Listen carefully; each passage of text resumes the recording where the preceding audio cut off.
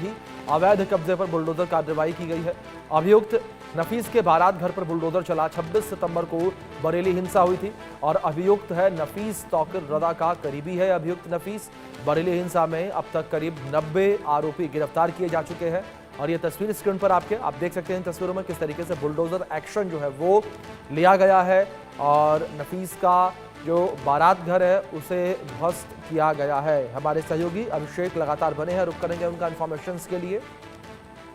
अभिषेक, जानकारी सबसे पहले आपसे यहाँ पर यही चाहेंगे, बुलडोजर एक्शन को लेकर बात करें। जिस तरीके से नफीस के बारात घर पर बुलडोजर चला, ऐसे में यह भी कहा जा रहा है कि तौकीर रजा की जो 70 दुकानें हैं उनके ऊपर भी बुलडोजर एक्शन देखने को मिलेगा।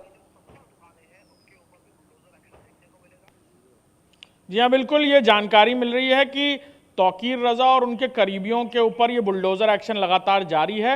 ऐसे में नफीस ये वो शख्स था जिसने अपने घर के पास बने बारात घर में लोगों को बुलाया, उनकी धार्मिक भावनाओं को इंस्टिगेट किया, जिसकी वजह से ये पूरी घटना एक हिंसक घटना में तब्दील हो गई थी और लोगों ने पत्थरबाजी करना शुरू किया। ये वो लोग थे जिन्होंने मॉब पुलिंग की, लोगों को बुलाया, सोशल मीडिया के जरिए उन्हें बुलाया और कहा कि यहाँ आना चाहिए, उन्हें बदला लेना होगा। इस तरह की बातें, यानी धार्मिक भावनाओं को भड़काने जैसी बातें की थी, जिसकी वजह से इतनी बड़ी तादाद में लोग वहां इकट्ठा हुए। इस शादी घर का भी इस्तेमाल इसीलिए किया गया था, लिहाजा अब यहां बुलडोजर एक्शन होता नजर आ रहा है और धीरे धीरे प्रशासन ने एक लंबी चौड़ी फहरिस्त तैयार की है तौकीर रजा के उन करीबियों की जो इस घटना में उसके सहयोगी और खास तौर पर साजिशकर्ता के तौर पर काम कर रहे थे। और इन लोगों ने बाकायदा एक लंबी चौड़ी प्लानिंग के तहत सोशल मीडिया ग्रुप्स पर लोगों को ये मैसेज भेजा था कि इन्हें वहां आना होगा। लिहाजा लोगों की धार्मिक भावनाओं को भड़काने को लेकर और इस पूरी साजिश को रचने को लेकर इनके खिलाफ एफआईआर भी दर्ज की गई है और अब ये बुलडोजर एक्शन होता नजर आ रहा है। बिल्कुल। दूसरी ओर अगर अभिषेक बात पूरे एक्शन को लेकर करें, लगातार यहां पर यह भी कहा जा रहा है कि जो आरोपी हिंसा में शामिल थे उन्हें भी चिन्हित किया गया है और उनकी संपत्तियों की भी जांच की जा रही है। बिल्कुल, एक खाली बरेली प्रशासन ही नहीं बल्कि पूरे पश्चिमी उत्तर प्रदेश में वो लोग जो तौकीर रजा से डायरेक्ट या इनडायरेक्ट तौर पर जुड़े हुए थे उनकी संपत्तियों की भी जांच हो रही है। बरेली प्रशासन ने घटना के बाद ही इन करीबियों की संपत्ति की जांच शुरू की गई थी, जिसमें किस तरह से संपत्तियां अर्जित की गई इसको लेकर भी इन्वेस्टिगेशन हो रही है और उसको लेकर भी एक अच्छी खासी रिपोर्ट तैयार हुई है जिसमें कई सारे लोगों का नाम सामने आया है और किस तरह इन्होंने धन अर्जित किया इसको लेकर भी एक इंटरनल जांच चल रही है। जी बिल्कुल। अभिषेक, देखने वाली बात यहां पर यह होगी कि इस जांच रिपोर्ट में क्या कुछ निकलकर सामने आता है। फिलहाल बहुत शुक्रिया आपका जुड़ने के लिए और इन्फॉर्मेशन के लिए। तो इसी विषय पर आधारित हमारे सहयोगी आलोक गुप्ता की खास रिपोर्ट देखिए आप।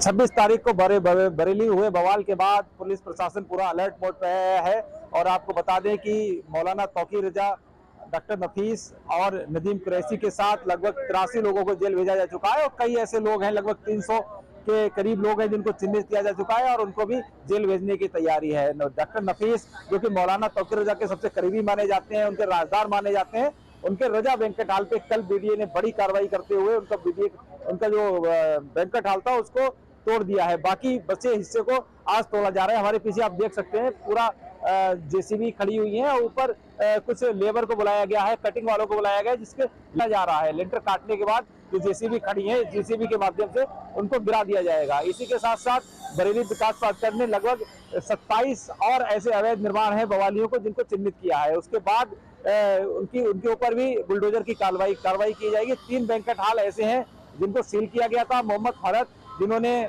तौकीर रजा को अपने घर में पनाह दी थी, उनका भी मकान सील किया गया है। साथ ही साथ एक फाइक इंक्लेव है उसको भी सील किया गया है और इसके बाद 27 लोगों की संपत्ति को चिन्हित किया गया है। जल्द ही इन संपत्तियों के पे भी बड़ी कार्रवाई देखने को मिल सकती है। Alok Gupta, India news, Bareilly.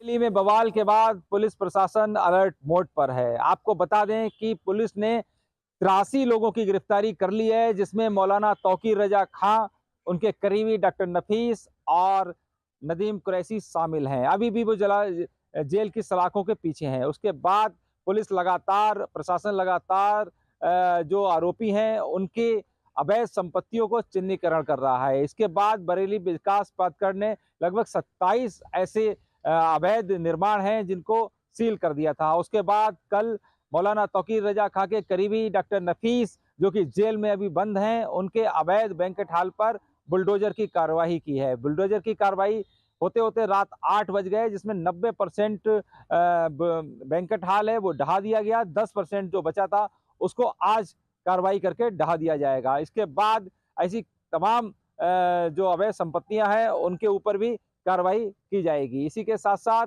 मोहम्मद फरहत जिन्होंने तौकीर रजा को अपने घर में पनाह दी थी, उनका मकान भी बीडीएस सील कर चुका है, वो भी जल्द उसकी जद में आएगा। साथ ही साथ डॉक्टर नदीम कुरैशी हैं जिनका सिविल लाइंस एरिया में 4 दुकानों का निर्माण कर लिया था, वो भी विकास प्राधिकरण ने सील कर दिया है। उसके भी ऊपर बुलडोजर की कार्रवाई देखने को मिल सकती है। इसी के साथ सबसे बड़ी बात यह है कि जो तौकीर रजा के दामाद हैं जिन्होंने अवैध रूप से ई रिक्शा चार्जिंग स्टेशन बना रखा था, नगर निगम की जमीन की थी, जिसको अभी 3 दिन पहले नगर निगम ने तोड़ दिया था, उसके ऊपर बिजली विभाग ने 1 करोड़ रुपए का जुर्माना लगाया है, जिसके खिलाफ आरसी जारी कर दी गई है। पुलिस प्रशासन फिलहाल बलवाइयों और दंगाइयों को चारों तरफ से घेरने की कोशिश कर रहा है, जिससे कि आगे भविष्य में बरेली का कोई